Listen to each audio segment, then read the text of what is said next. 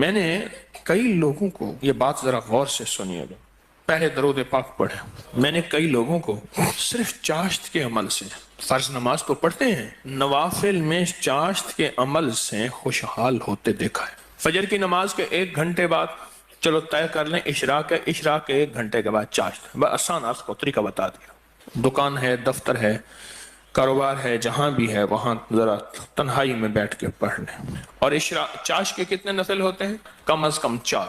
وہ 4 نفل ایک ہی سجدے سے بھی پڑھ سکتے ہیں، جدا جدا بھی پڑھ سکتے ہیں، یعنی چاروں ایک ہی سجدے سے پڑھ سکتے ہیں، جدا بھی پڑھ سکتے ہیں۔ جو بندہ چاشت کی 4 رکعت پڑھنے کی ترتیب زندگی میں بنا لے گا، میں نے بہت لوگوں کو چاشت کے نفل کی وجہ سے خوشحال ہوتے دیکھا ہے، بامراد ہوتے دیکھا ہے، قرضے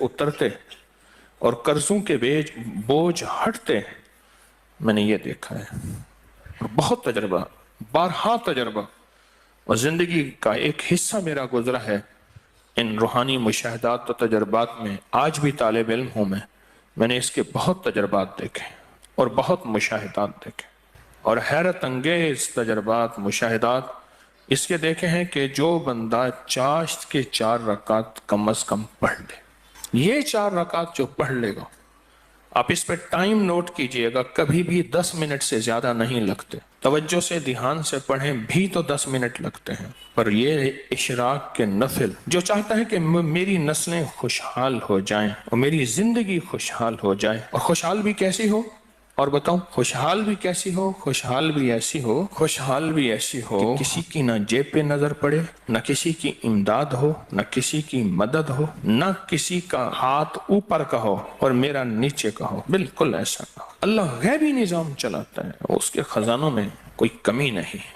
اللہ غیب سے اور غیبی نظام چلاتا ہے، اور غیب سے عطا کرتا ہے۔ جو یہ فیصلہ کر لے کہ میں نے اشراق پڑھنی ہے، چاشت میں یہ نفل چاشت کے پڑھنے ہیں، اچھا یہی نفل، یہی عمل اشراق میں بھی پڑھ سکتا ہے، لیکن میں نے جو تجربے کیے ہیں چاشت کے، اشراق کے، اپنے فائدے، اس کی اپنی تاثیر، نہ انکار، ہمیشہ اقرار، لیکن جو میرا تجربہ ہے خوشحالی کے لیے، اس کی ایک وجہ اور بھی ہے۔ انسان اس وقت کچھ مصروف ہو جاتا ہے، اس کی زندگی میں مصروفیت ہوتی ہے۔ کتنے لوگ ایسے ہیں جنہوں نے آج تک سورج نکلتے نہیں دیکھا۔ ایک صاحب مجھ سے کہنے لگے تسبیح خانے میں آنے کے بعد میں عید پڑھنے لگا، کیونکہ عید تو وہ پڑھ گئے جو صبح اٹھے، میں تو رات کے آخری پہر کو سوتا ہوں اور دن کے کتنے بجے اٹھتا ہوں، میں آج تک عید نہیں پڑھ سکا۔ چاشت کے نفل، سورۃ قل ھو اللہ اس میں شامل ہو اور سورۃ اخلاص اس میں شامل ہو، اس کو میں نے بہت لوگوں کو بتایا، بہت لوگوں نے اپنے تجربات مجھے بتائے اور مشاہدات مجھے بتائے، کیونکہ حدیث میں ایک لفظ آپ نے سنا، وہ یہ لفظ سنا ہے صرف سورۃ اخلاص سے محبت کرنے والے کا بدلہ بھی جنت ہے۔ سورۃ اخلاص سے محبت کرنے والے کا بدلہ بھی جنت ہے۔ اب چاشت کی ایک رکعت میں جو بندہ چاشت کی رکعت میں ایک بار علم نشرح اور ایک بار قل ھو اللہ، بس کوئی مشکل نہیں، یہ آج میں آپ کو عمل بتا رہا ہوں۔ پہلی رکعت میں سورۃ فاتحہ کے بعد ایک بار علم نشرح اور ایک بار سورۃ اخلاص، سورۃ قل ھو اللہ۔ پھر دوسری رکعت میں سورۃ فاتحہ کے بعد ایک بار علم نشرح، ایک بار قل ھو اللہ۔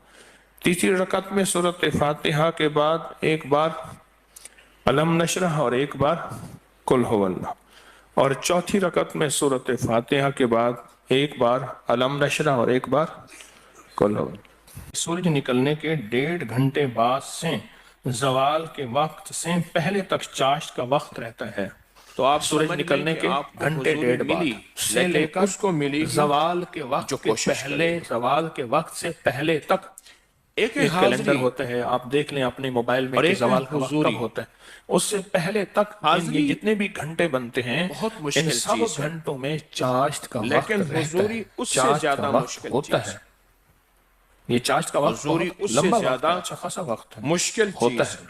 یہ بھی بہت بڑی خوشخبری ہے کہ چاشت کا وقت مختصر نہیں۔ آپ خود سوچیں آج کے حلقہ کشف المحجوب میں چاشت کا عمل شروع کر کتنی مشکل سے موقع تشریف جب ملے چاشت کا عمل شروع کیا مجبوریاں، اپنے کیا من سے پوچھیں مسائل، کتنی دیر موبائل کو کیا وقت دیتا ہے، الجھنیں، اپنے تن سے پوچھیں کیا تو حالات اب من کی تن خود سختیاں، بولے گا کہ تنگیاں، میں موبائل کو جتنا کسی وقت کی دیتا جیب ہوں اس سے کمزور، زیادہ بہترین وقت کسی کی اگر چاشت طبیعت کو دوں کمزور، اور کسی پہلی کے رکعت میں جذبے ایک بار کمزور، علم نشرح اور ایک بار قل هو اللہ، دوسری چلو رکعت میں بھی، تیسری اس کی رکعت میں کریمی بھی، حاضری چوتھی ہو اب گئی۔ 10 منٹ سے زیادہ ٹائم حاضری کے لگے گا ہی بعد نہیں، حضوری چاہیے، دھیان سے پڑھیں پھر 10 منٹ سے زیادہ وقت نہیں حضوری لگے گا۔ چاہیے۔ تو کیا اور خیال ہے حضوری 10 اس منٹ وقت وقت دے کہتے کے ہیں اللہ کے جو خزانوں حضوری کی کی کنجیاں مشق لے کرے، لیں؟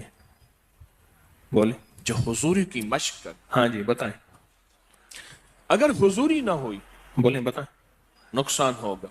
سارے بتائیں، میں حضوری کی ایک جوان بھی مثال بتائیں دیتا اور ہوں۔ جاگتے بابے بھی بتائیں، بڑی مشکل سے پیسے جمع کر کر کے جاگتے گاڑی بابے لی، سارے بتائیں کہ کیا پھر خیال گاڑی ہے لے 10 کے منٹ ڈرائیونگ میں، سیکھی، بولے پھر ڈرائیونگ سیکھ 10 کے منٹ گاڑی میں چلائی اور کنجیاں لے گاڑی لیں کی حضوری اللہ کے نہ لی، خزانوں کی، سامنے بچہ آ رہا، اللہ کے کتا بھاگتا ہوا آ رہا، کنجیاں لے ایک جانور بھی آ رہا، اور یہ سورۃ یہ اخلاص کی گاڑی طاقت میں یہ بندہ چیز لین موجود سے ہے، پار کر رہا، سورۃ اس کو اخلاص کی سارا طاقت میں ڈرائیور یہ ایک ایک تاثیر چیز کو موجود ہے۔ تول رہا ہوتا ہے کہ میں نے گاڑی کو میں ایک دفعہ صحرا میں گیا، گاڑی دور ایک کو ٹیلے پہ گیا، سوار میں نے کہا اور مولا پتہ سواری نہیں کو کتنے 100 سال بحفاظت کتنے منزل ہزار سال تک سے کیسے یہاں سجدہ نہیں پہنچانا ہوا۔ ہے، اس کا نام صحرا یہ حضوری پہاڑ ہے۔ تو ہزاروں سال پرانے ہیں نا، حاضری تو ہو گئی، بلکہ لاکھوں سال پرانے ہیں۔ حاضری تو ہو گئی۔ تو میں نے وہاں حضوری نفل پڑھے اگر نہ ہوئی اور حادثات کا نفل خطرہ، پڑھنے کے بعد میں نے اس حاضری ہو گئی صحرا پہ انگلی سے حضوری سورۃ نہ اخلاص لکھی حادثات اور کا اخلاص خطرہ، لکھی، اور بہت سورۃ زیادہ اخلاص انگلی خطرہ سے ہے لکھ کر حادثات۔ پھر اس ریت کو جمع کیا اور اس غفلت ہے، ریت کو غیر بکھیر ذمہ دیا داری ہے۔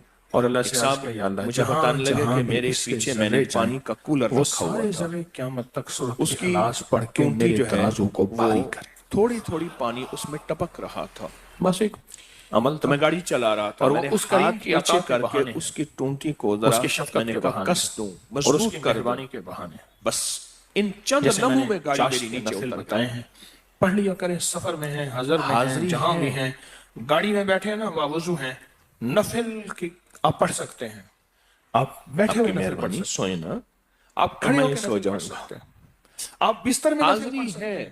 میرے آقا کا حضوری فرمان ہے بعض جیسے ابھی لوگ حاضری ایسے تھی، ہوں گے حضوری جو نہیں تھی، بستروں بندہ میں سو گیا۔ بیٹھ کے اللہ کا ذکر کریں گے اور سیدھے جنت میں جائیں گے۔ تو حاضری مشکل ہے، اس کے بعد حضوری کی محنت کرنی پڑتی ہے۔ آپ کیا خیال ہے، کوئی بھی بندہ وردی میں ہے اور اپنے ایک افسر کے سامنے جاتا ہے اور اس کے افسر نے اسے بلایا ہے اور اسے پتہ ہے کہ اس کے افسر کے پاس یہ اختیارات ہیں، تو وہ کون سی حضوریوں کو مجتمع کرے گا؟ آنکھوں کا چپکنا، الفاظ کی ترتیب، اپنے جسم کے انداز، ہر چیز کو صحیح سلیقے سے ان کی ملاقات میں استعمال کرے گا۔ جب یہ چیزیں استعمال کرے گا تو افسر اس کی ایک ایک نوک پلک دیکھ رہا ہے اور نمبر لگا رہا ہے، جس کو ACR رپورٹ کہتے ہیں، خفیہ رپورٹ ہوتی ہے جو ترقی کے لیے بننا ضروری ہوتی ہے کہ اس بندے کو اگلی ترقی کیا دینی چاہیے۔ اسی طرح ہماری حاضری کے بعد حضوری کا ہمیں فکر ہو، حاضری کے بعد حضوری کا فکر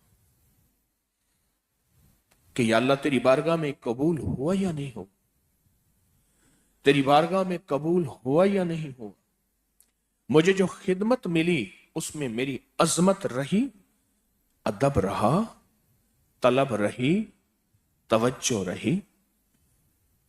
پھر سنیں، عظمت رہی، ادب رہا، طلب رہی، توجہ رہی،